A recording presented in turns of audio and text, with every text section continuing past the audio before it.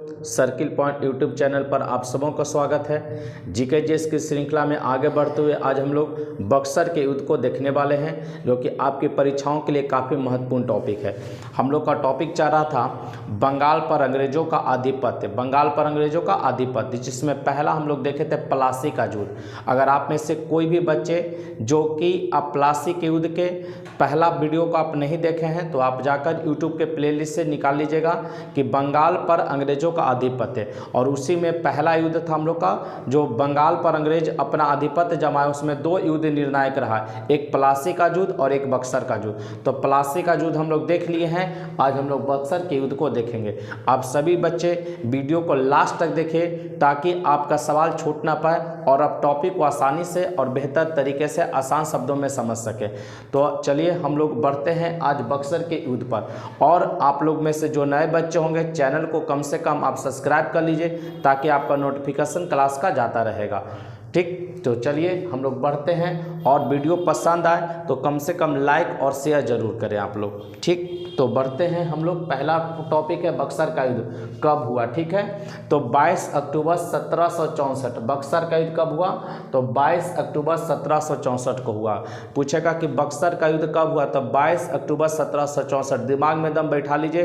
22 अक्टूबर 1764, 22 अक्टूबर 1764, कितना अक्टूबर को, तो 22 अक्टूबर 1764 को।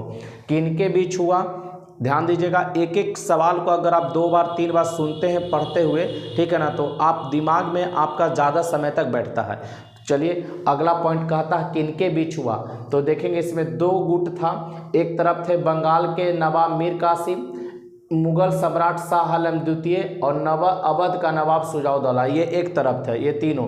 और एक तरफ थे अंग्रेज सेनापति हेक्टर मुनरो, अंग्रेज सेनापति हेक्टर मुनरो। फिर से ध्यान दीजिएगा युद्ध किसके बीच हुआ था, तो मुख्य भूमिका अदा किए थे बंगाल का नवाब मीर कासिम, बंगाल का नवाब मीर कासिम, मुगल सम्राट शाह आलम द्वितीय, मुगल सम्राट शाह आलम द्वितीय, अवध का नवाब सुजाउद्दौला, अवध का नवाब सुजाउद्दौला। और एक तरफ थे अंग्रेज सेनापति हेक्टर मुनरो, अंग्रेज सेनापति हेक्टर मुनरो।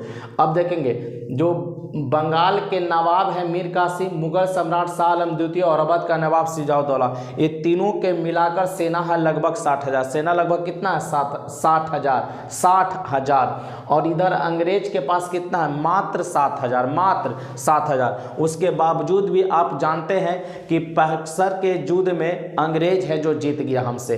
कारण क्या था, उसके पास टेक्निक हमसे बेहतर था। हमारे यहाँ जो सेनापति हैं और मुख्य जो एक दूसरे से जो लड़ाई हो रहा है, तो उसमें क्या है कि भागीदारी बहुत कम है, एक दूसरे में आपस में एकता कम है, जिसका फ़ायदा अंग्रेज़ों ने खूब अच्छी तरीके से उठाया।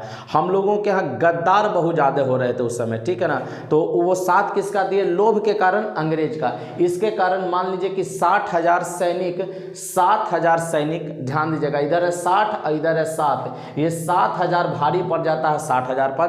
और इधर बंगाल के नवाब मीर कासिम को दिल्ली की तरफ भागना पड़ता है, शाह आलम और सुजाउद्दौला ये दोनों अंग्रेज के शरण में चला जाता है जान बचाकर। तो ध्यान दीजिए, ये पहला जो बक्सर का युद्ध आप पूछेगा कि बक्सर का युद्ध कब हुआ, पहला पॉइंट तो 22 अक्टूबर 1764 को। किसके बीच, तो एक तरफ 3 गो हैं, तो बंगाल के नवाब मीर कासिम है, मुगल सम्राट शाह आलम द्वितीय है, अवध का नवाब सुजाउद्दौला है, और एक साइड में कौन है, हेक्टर मुनरो, सेनापति है अंग्रेज का। ठीक, तो जीत किसका हुआ, अंग्रेज का। जीत किसका हुआ, अंग्रेज का। हार हो गया, ये तीनों का हार गए। स्थान कहाँ हुआ युद्ध, तो बक्सर, जो कि बिहार में एक जगह है, ठीक है ना, बिहार में एक जगह है बक्सर, वहीं पर यह युद्ध लड़ा गया। परिणाम देखेंगे युद्ध का क्या रिजल्ट रहा। मीर कासिम दिल्ली की ओर भाग निकला, अभी बताया मीर कासिम कहाँ भाग निकला, दिल्ली की ओर। शाह आलम द्वितीय सुजाउद्दौला अंग्रेजों का शरण ले लिया। मीर कासिम दिल्ली की ओर भाग निकला तथा शाह आलम द्वितीय और सुजाउद्दौला किसका शरण ले लिया, अंग्रेजों का शरण में चला गया।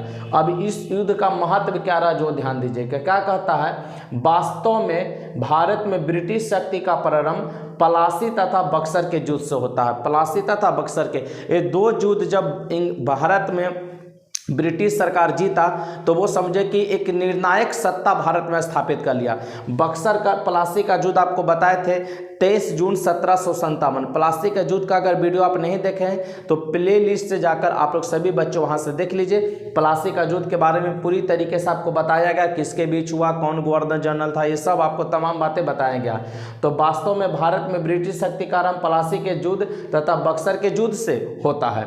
अब इसी से संबंधित कुछ क्वेश्चन ऑब्जेक्टिव लिए गए हैं जो आप लोग देखते हैं। बक्सर के युद्ध में मुख्य रूप से आपको यही ध्यान देना है कि कब होता है, तो 22 अक्टूबर 1764 को। जीत किसका होता है, अंग्रेजों का। हम लोग जो भारतीय थे तो उसमें 3 गुट मिले हुए थे, एक थे बंगाल का नवाब, मुगल सम्राट शाह आलम द्वितीय थे और अवध का नवाब शुजा-उद-दौला था। ठीक है, जिसमें बंगाल के नवाब, मुगल सम्राट और अवध का नवाब, ये तीनों का मतलब मिला हुआ सेना हार जाता है और अंग्रेज सेनापति जीत जाते हैं। उसका कारण है हमारे यहाँ गद्दार। ठीक है, तो चलिए आगे बढ़ते हैं हम लोग। पहला क्वेश्चन आज का लिए हैं, समकालीन बंगाल में कौन कौन से शामिल क्षेत्र थे। ठीक है ना, जो समकालीन उस समय का बंगाल था, जिस समय ये बक्सर का युद्ध, प्लासी का युद्ध बता रहे, उस समय बंगाल में कौन कौन से क्षेत्र शामिल थे। तो कौन कौन था, आधुनिक बांग्लादेश, जो आज बांग्लादेश के नाम से जानते हैं, पहले बंगाल में ही था। आधुनिक बांग्लादेश, हमारा बिहार, उड़ीसा और पश्चिम बंगाल, ये सभी बंगाल के क्षेत्र में आते थे। ये उस समय के बंगाल, इसीलिए बंगाल आपको बताए थे कि काफ़ी महत्वपूर्ण था। अंग्रेजों के अंतर्गत मतलब मुगल साम्राज्य के अंतर्गत आने वाले प्रांतों में बंगाल सर्वाधिक संपन्न क्षेत्र था। आधुनिक जो बांग्लादेश आज है, बिहार, उड़ीसा और पश्चिम बंगाल, ये सब मिलाकर उस समय बंगाल बनता था। बंगाल की राजधानी ढाका से मुर्शिदाबाद कौन स्थानांतरित किया। देखिएगा, बंगाल की राजधानी ढाका से मुर्शिदाबाद कौन लेकर गया था, तो मुर्शिद कुली खान। देखेंगे मुर्शिदाबाद कौन लेके गया, तो मुर्शिद कुली खान। प्रश्न में ही उत्तर छुपा हुआ, मुर्शिद कुली खान। अगला प्रश्न देखेंगे क्या कहता है, बंगाल में इजारेदारी प्रथा का शुरुआत कौन किया, तो मुर्शिद कुली खान। बंगाल में इजारेदारी प्रथा का शुरुआत कौन करता है, मुर्शिद कुली खान। बंगाल के किस नवाब ने यूरोपियों की तुलना मधुमक्खियों से की है। बंगाल के किस नवाब ने यूरोपियों की तुलना मधुमक्खियों से की है, तो अलीवर्दी खान। कौन किए, अलीवर्दी खान। जो बंगाल के नवाब थे, यूरोपियों का तुलना किससे करते हैं, मधुमक्खियों से करते हैं। अगला क्वेश्चन ध्यान दीजिएगा, बंगाल का नवाब मुगल सूबेदार, बंगाल का नवाब था और मुगल अपना सूबेदार बनाकर भेजा था। तब बंगाल का नवाब मुगल सूबेदार मुर्शिद कुली खान मूलतः कौन था, मुर्शिद कुली खान मूलतः कौन था, तो एक दक्षिण भारतीय ब्राह्मण था। मुर्शिद कुली खान मूलतः कौन था, तो एक दक्षिण भारतीय ब्राह्मण था, दक्षिण भारतीय ब्राह्मण था। किस संधि से बंगाल में द्वैध शासन लागू किया गया, किस संधि से बंगाल में द्वैध शासन लागू किया गया, तो इलाहाबाद की संधि। किस संधि से बंगाल में द्वैध शासन लागू हुआ, तो इलाहाबाद की संधि से। अलीनगर की संधि अंग्रेजों ने बंगाल के किस नवाब से की थी, अलीनगर की संधि अंग्रेजों ने बंगाल के किस नवाब से की थी, तो सिराजुद्दौला। किस नवाब से, सिराजुद्दौला से। कब हुआ था, तो 9 फरवरी 1757, 9 फरवरी 1757 को अलीनगर का संधि हुआ था अंग्रेज और सिराजुद्दौला, बंगाल का नवाब सिराजुद्दौला के बीच। ब्लैक होल, काफी मुख्य घटना याद रखेंगे। ब्लैक होल इसी को कहते हैं काल कोठारी की दुर्घटना। ब्लैक होल ट्रेजेडी कहिए या काल कोठारी की दुर्घटना, या इसी को नाम दिया गया है अंधकूप हत्या, अंधकूप हत्या। ध्यान दीजिएगा, ब्लैक होल को ही क्या कहते हैं, अंधकूप हत्या या काल कोठारी की दुर्घटना। किस बंगाल के नवाब के काल में हुआ था, किस बंगाल के नवाब के काल में हुआ था, तो सिराजुद्दौला के समय। किसके समय, सिराजुद्दौला के समय। 20 जून 1756, 20 जून 1756। इसमें पॉइंट आप लोग समझ लीजिए था क्या, आगे बेहतर तरीके से। काल कोठारी या ब्लैक होल की घटना क्या था, बंगाल का नवाब सिराजुद्दौला क्या किया कि लगभग 150 अंग्रेज, जिसमें बच्चे, कुछ बुजुर्ग भी थे, महिलाएं भी शामिल थी, ठीक है ना, अंग्रेज बच्चे, सब अंग्रेज ही हैं, बच्चे हैं, महिला हैं, इस सब को एक काल कोठरी में, जहां पर एकदम समझिए हवा आने के लिए खिड़की भी नहीं है, उस तरीके के कमरे में बंद कर देता है, जिसमें एक रात में दम घुटने से उसमें से लगभग 100-150 में से लगभग समझिए कि आप 100 से ऊपर लोग का मृत्यु हो जाता है। उसी घटना को हम लोग क्या कहते हैं, ब्लैक होल नाम दिया गया।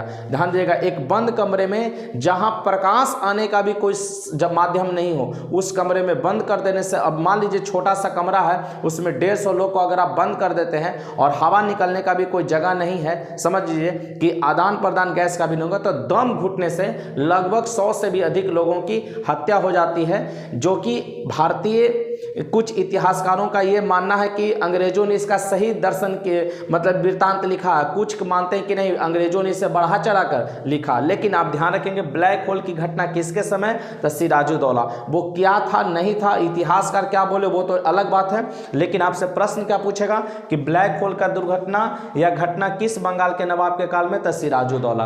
कब, तो 20 जून 1756, 20 जून 1756 को। ब्लैक होल घटना का वर्णन किसने किया था, देखेंगे कौन किया था। उसमें एक बंद था अंग्रेज जैड हॉलवेल, जैड हॉलवेल बंद था, यही अपनी पुस्तक ए लाइव द वंडर में किया है। देखेंगे ब्लैक होल घटना का एक खुद उसमें 150 लगभग बंद करने वाले में एक कौन था, जैड हॉलवेल, जो जिंदा बच के निकला था। बताएं लगभग 100 लोग मरे थे, 50 लोग के आसपास बचे होंगे। तो जैड हॉलवेल ने अपनी पुस्तक ए लाइव द वंडर में ब्लैक होल का घटना किया, चर्चा किया है। तो ब्लैक होल का घटना का वर्णन कौन किया, जैड हॉलवेल, किस पुस्तक में, तो ए लाइव द वंडर में, ए लाइव द वंडर में। और इसी को हम लोग कहते हैं अंधकूप हत्या। ब्लैक होल को ही क्या कहा जाता है, अंधकूप हत्या। तो आप इस ऑब्जेक्टिव क्वेश्चन को देख रहे हैं। चलिए इसी में कुछ और ऑब्जेक्टिव प्रश्न हम लोग लेते हैं जो कि आपके परीक्षाओं के लिए काफी महत्वपूर्ण है। चलिए तो हम लोग बढ़ते हैं बक्सर और पलासी के विविध प्रश्नों में। ठीक है, बक्सर और पलासी के युद्ध के विविध प्रश्नों में देखेंगे। 10वां प्रश्न हम लोग का है कि किस गवर्नर के काल में बंगाल में द्वैध शासन का प्रादुर्भाव हुआ था। किस गवर्नर के काल में बंगाल में द्वैध शासन का प्रादुर्भाव, तो रॉबर्ट क्लाइव। किसके समय, रॉबर्ट क्लाइव के समय में। बक्सर के युद्ध के समय बंगाल का गवर्नर कौन था। बक्सर के युद्ध के समय बंगाल का गवर्नर या कभी कभी राज्यपाल भी पूछ सकता है, बंगाल का राज्यपाल कौन था, तो वेंसी टॉर्ट था, वेंसी टॉर्ट। बक्सर के युद्ध के समय बंगाल का गवर्नर या राज्यपाल बोलेगा कौन था, तो वेंसी टॉर्ट था। पलासी के युद्ध के समय बंगाल का गवर्नर कौन था, तो Roger Drake, Roger Drake. Plassey के युद्ध के समय बंगाल का गवर्नर कौन था, रोजर ड्रेक।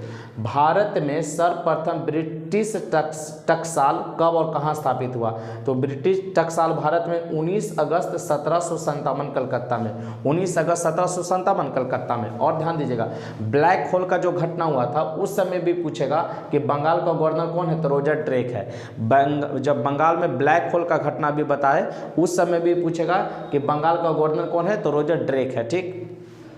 सिराजुद्दौला के विरुद्ध षड्यंत्रकारियों और अंग्रेजों के बीच मध्यस्थ की भूमिका कौन निभा रहा था। सिराजुद्दौला के विरुद्ध और षड्यंत्रकारियों और अंग्रेजों के बीच में मध्यस्थ मतलब उसके भूमिका कौन निभा रहे थे, मध्यस्थ करने का मतलब दोनों को एक संधि के लिए, तो अमीन चंद्र। कौन, अमीन चंद्र एक व्यापारी थे, कलकत्ता के व्यापारी अमीन चंद्र।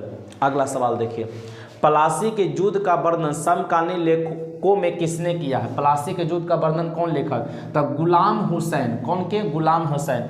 इन्हीं का पुस्तक है सियार उल मुतखैरीन। ध्यान दीजिएगा गुलाम हुसैन की पुस्तक सियार उल मुतखैरीन में पलासी के युद्ध का वर्णन किया गया।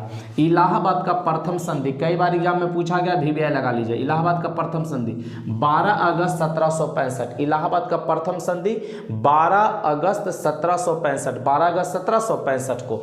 ठीक है। शाह आलम द्वितीय बंगाल का नवाब नजमुद्दौला, शाह आलम द्वितीय बंगाल का नवाब नजमुद्दौला एवं रॉबर्ट क्लाइव के बीच। शाह आलम द्वितीय बंगाल का नवाब नजमुद्दौला एवं रॉबर्ट क्लाइव के बीच में पूछेगा। इलाहाबाद का प्रथम संधि किसके बीच हुआ था, शाह आलम द्वितीय बंगाल का नवाब नजमुद्दौला और रॉबर्ट क्लाइव के बीच में हुआ था। इलाहाबाद का द्वितीय संधि बस 4 दिन बाद, कितने दिन बाद, 4 दिन बाद, तो 16 अगस्त 1765, 16 अगस्त 1765 किसके बीच, तो इसमें था अवध का नवाब सुजाउद्दौला, अवध का नवाब सुजाउद्दौला और रॉबर्ट क्लाइव, अवध का नवाब सुजाउद्दौला और रॉबर्ट क्लाइव। बक्सर युद्ध के बाद बंगाल का नवाब कौन बना। 1764 में जब बक्सर का युद्ध होता है, 1764 में बक्सर का युद्ध हुआ, तो उसके बाद पूछेगा कि बंगाल का नवाब कौन बना था, तो मीर जाफर का पुत्र नजमुद्दौला, मीर जाफर का पुत्र नजमुद्दौला। अब पलासी का युद्ध के बाद बंगाल का नवाब कौन बना, तब पलासी का युद्ध हुआ, ध्यान दीजिएगा 1757 अब बक्सर अभी बताए 1764 ध्यान दीजिएगा। 57 में कौन बने? मीर जाफर। मैंने प्लासी के युद्ध में, एकदम याद रखना, देखिए आसान है, प्लासी के युद्ध के बाद बंगाल का नवाब कौन बनते? मीर जाफर। प्लासी के युद्ध के बाद बंगाल का नवाब कौन बने? मीर जाफर। और बक्सर का जो 1764 में हुआ था उसके बाद बंगाल का नवाब कौन बना? मीर जाफर। देखेंगे मीर जाफर का पुत्र नजमुद्दौला। तो पहला मैंने बक्सर प्लासी में बने हैं मीर जाफर, और बक्सर में बने हैं मीर जाफर का पुत्र, माने बाप और बेटा, आपको याद रखना है। प्लासी के युद्ध में बाप और बक्सर के युद्ध के बाद बेटा, माने मीर जाफर का पुत्र कौन? नजमुद्दौला। तो फिर से याद रखिए, बक्सर के युद्ध के बाद काफी इंपॉर्टेंट है, बक्सर के युद्ध के बाद बंगाल का नवाब किसे, या बंगाल का नवाब या बंगाल की सत्ता कौन संभालते हैं? तो मीर जाफर का पुत्र है नजमुद्दौला। और प्लासी के युद्ध के बाद कौन? तो मीर जाफर। कौन? मीर जाफर संभालते हैं। तो बच्चों, आप लोगों को जो हम लोग बक्सर का युद्ध और प्लासी का युद्ध जो देखे, बक्सर का युद्ध आज के वीडियो में था और प्लासी का युद्ध आप लोग को कल के वीडियो में, जो कि आप लोग को प्लेलिस्ट जो नहीं देखे वहां से जाकर देख लीजिए। टॉपिक समाप्त होता है और आप इसे बेहतर तरीके से याद कर लीजिए ताकि आपके परीक्षाओं में कोई प्रश्न छूट ना पाए। तो आज के लिए इतना ही, मिलते हैं कल के क्लास में, तब तक के लिए जय हिंद, जय भारत, बेस्ट ऑफ लक।